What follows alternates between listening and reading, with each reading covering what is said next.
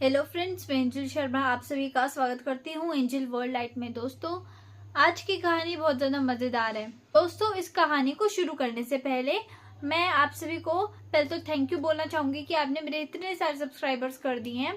Thank you so much. हम लोग बिना देरी किए इस कहानी को शुरू करते हैं। एक बार की बात है, एक राजा था, उसका बहुत बड़ा राज्य था और उसका एक मंत्री था और उसका वो जो खास मंत्री था वो बहुत ज़्यादा बुद्धिमान और चतुर भी था। इसीलिए वे ज्यादातर उस मंत्री को अपने साथ ही रखते थे ताकि कोई भी केस आए जिसे वह सॉल्व करने में उन्हें मुश्किल हो तो वे उनसे सलाह ले पाए। अब हमेशा वे उनकी मदद लिया करते थे।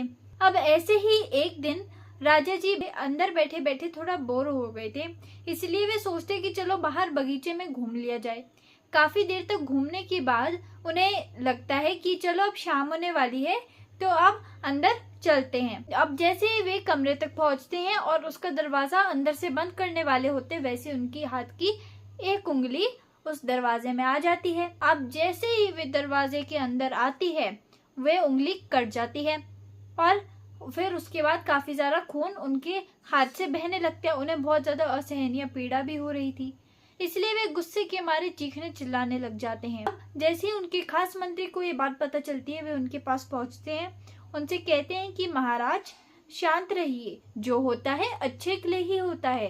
अब राजा जी तो गुस्सा थे ही, अब इस बात से वे और ज्यादा गुस्सा हो जाते हैं और वे कहते हैं कि एक तो यहाँ पे मेरे इस हाथ की उंगली कट चुकी है, इतना खून बह रहा है, इतनी पीड़ा हो रही है मुझे, और तुम कहते हो कि ये अच्छे के लिए हुआ, इसमें अच्छा था क्या? अब वे जैसे ही मंत्री जी से पूछते हैं तो मंत्री जी कुछ इससे पहले कि कुछ कह पाते उन्हें गुस्सा आते हुए सिपाहियों को बुलवाते हैं और कहते हैं कि इस मंत्री को जेल में बंद कर दो और उन्हें मंत्री के पद से निष्कासित कर देते हैं, यानी कि उन्हें उस पोस्ट से हटा देते हैं। 2 दिन के बाद वे एक नए मंत्री को रखते हैं और वे नए मंत्री भी बुद्धिमान था। उनके मन में शिकार का ख्याल आता है कि चलो शिकार पे चलते हैं, तो वे अपने नए मंत्री के साथ घोड़ों पर बैठ जाते हैं और चल देते हैं जंगल की तरफ। अब जंगल तो काफी ज्यादा सुंदर था, मनमोहक भी था। और जब वे आगे बढ़ रहे थे उन्हें दिखता है एक खूबसूरत सा हिरन, जिसका पीछा करते करते वे इतना दूर चले जाते कि वे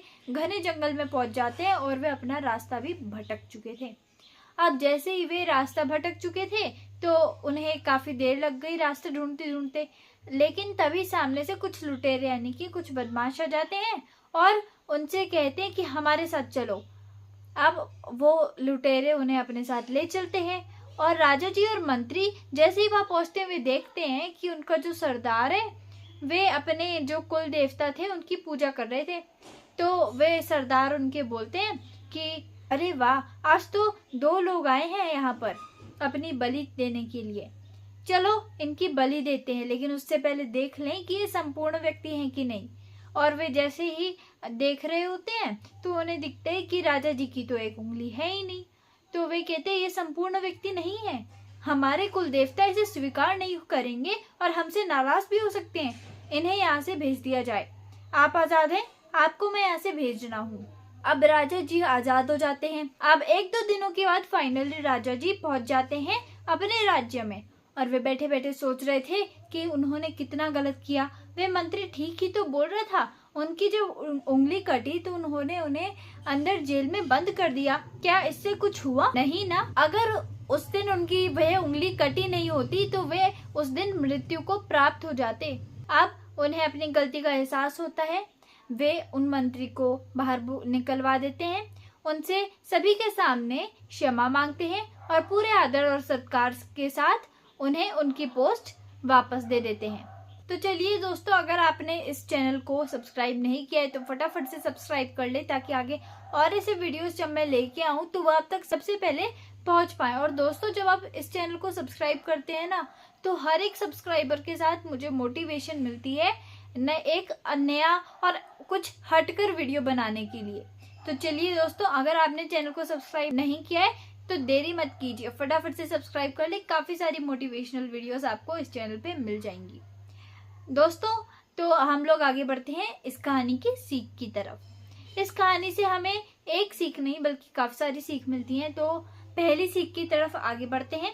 हमें हमेशा भगवान जी पर विश्वास रखना चाहिए और हमें हमेशा अपने सारे जितने भी फर्ज होते हैं उन्हें अच्छे से निभाना चाहिए। और दूसरी सीख ये मिलती है कि जो भी आपके साथ हो रहा है, जो भी परेशानी इन फ्यूचर आपके साथ आती है या फिर आ रही है, वो आप ही के कर्मों का फल है, तो उसे बिना किसी बहाने के स्वीकार करें। और अब जो तीसरी सीख है वो ये है कि जिंदगी में कई परेशानियां आती और जाती रहती हैं, इसलिए बिल्कुल भी हार ना माने और उन परेशानियों का सामना करें।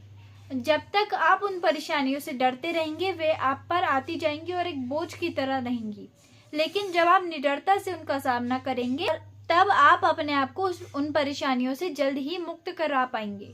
और दोस्तों, एक और सीख मिलती है हमें, और वो ये है कि जो हमारी जिंदगी में परेशानियां आती है ना, उनमें से कई परेशानियां हमारी खुद की भलाई के लिए होती है, जैसे राजा के साथ हुआ।